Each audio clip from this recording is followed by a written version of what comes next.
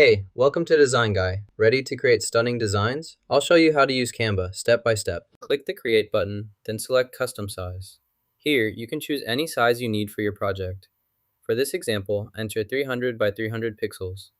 This sets your canvas to the exact dimensions you want before starting. Next, browse the available templates to find one that fits your design needs. You can scroll through the options or use the search bar to quickly locate a template you like. Select this option, then look for the Elements section on the left sidebar. Here, you can choose from various elements and drag them into your design to replace or enhance existing parts as needed.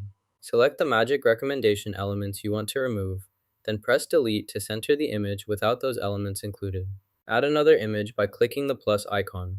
Resize the image by dragging the corners to fit your layout. Align the image to the center to ensure it is perfectly positioned. Change the text in this field to whatever you need. For example, type Celeste TV to update it.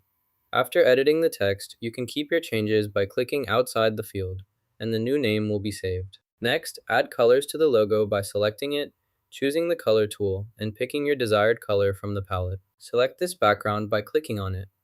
To explore different effects, open the Effects panel. Browse through the available options and click on any effect you want to apply. Experiment with different styles to see how each effect changes the look of your background. Select the sunset option to apply the effect.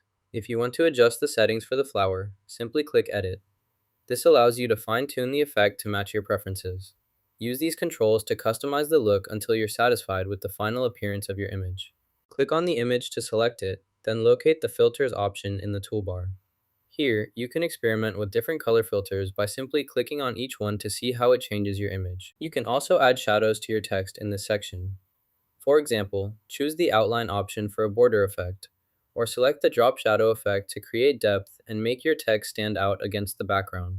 Click None to see how it affects your image, but if it doesn't look right, simply use the original setting instead. Once you're satisfied with how your image appears, click the Share button. From the drop-down, select Download.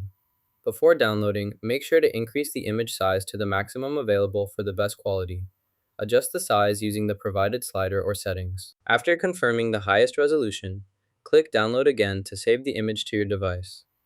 This ensures you get the optimal quality version saved for your use. You've learned the basics of designing in Canva. If you found this useful, hit like and subscribe for more creative tips.